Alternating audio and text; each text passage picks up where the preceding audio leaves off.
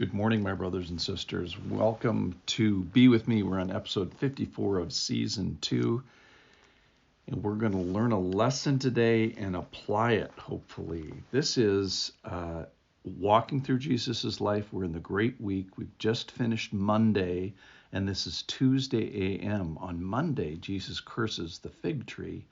On Tuesday, they walk by, and this happens. Listen up. As they passed by in the morning, this is Mark chapter 11, verse 20. As they passed by in the morning, Tuesday morning, Jesus dies on Friday afternoon, they saw the fig tree withered away to its roots. And Peter remembered and said to him, Rabbi, look, the fig tree you cursed has withered. And Jesus answered them, have faith in God. Now it's interesting. I'm going to pause here just for a second. We learned when we talked about the fig tree before that the Lord is a fruit inspector. He can be pleased.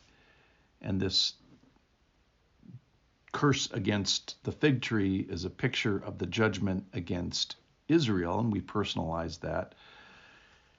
And here now, Jesus almost stops talking about the fig tree and talks about how this happened. He talks about the process of moving mountains and having faith and his relationship with the Father. So we spin away from the fig tree and go epic here. So here we go. Truly, I say to you, whoever says to this mountain, be taken up and thrown into the sea, and does not doubt in his heart, but believes that what he says will come to pass, it will be done for him. Therefore, I tell you, whatever you ask in prayer, believe that you have received it, and it will be yours. And whenever you stand praying, forgive if you have anything against anyone, so that your Father, who is also in heaven, may forgive you your trespasses. So first of all, the category that we're talking about here is the impossible.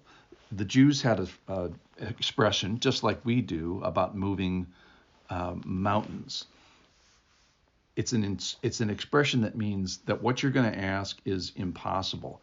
So first of all, the topic or the category and the size of this and the scope of what we're dealing with here is large, is the point. So throughout history, Jesus is in the impossibility business. That is, he forgives, which changes history as if it didn't happen. That's impossible. He fixes sin. That's impossible. Nobody else can do that. He lived a perfect life. That's impossible. None of us have ever done that. He fixes the death problem and conquers it. That's impossible. He somehow figures out a way to redeem a sinful people and separate them for his good pleasure. That's impossible. He maintains a steadfast relationship with a bunch of spiritual knuckleheads over thousands of years, and now us, grafted in.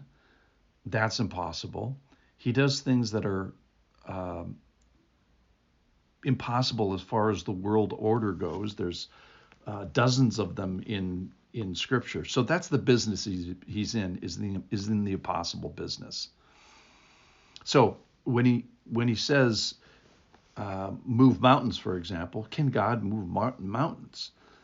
Well, he put them all into being. He put mountain ranges into being. So what's moving one mountain if we think about it metaphorically? All right, so then he addresses the faith of the person that is involved in this process. Have faith in God. Well, we all have faith in something. And I want to leave you with a picture today. Is I can't move a mountain. My arm is not strong enough to move a mountain. I don't have enough time to move a mountain. But God can move the mountain. And so the strategy in this prayer is to leverage my relationship, my oneness with him, that he would move the mountain. And the picture is, I kept thinking of the comic or the cartoon, the Iron Giant. So there's this little kid, I forget how old he is, 6 or 8 or something like that, and he is friends with this big Iron Giant. So the point is, can the kid move a mountain? No, but can the Iron Giant move a mountain or pick up a car. That's the point. And the key is the leveraging. I don't mean the abuse. I just mean the friendship between these two creatures. So then he gives us this formula. I think of this like a math equation, and forgive me for that. It says have faith plus do not doubt plus belief that will happen. And later on he adds forgiveness of those around me. And then an equal sign, and then it will be done. So there's a lot of weak links on the left side of the equation.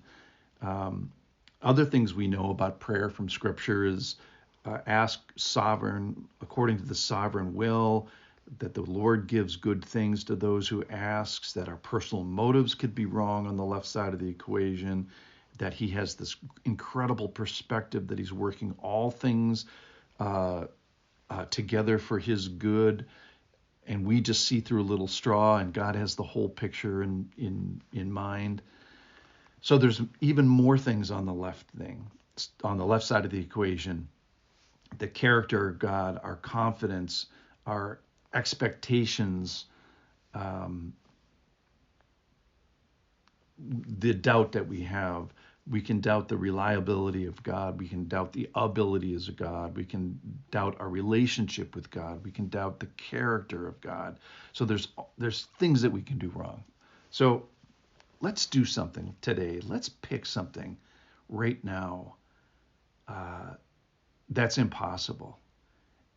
And let's respond humbly. He asks us to ask. He says, come and do this.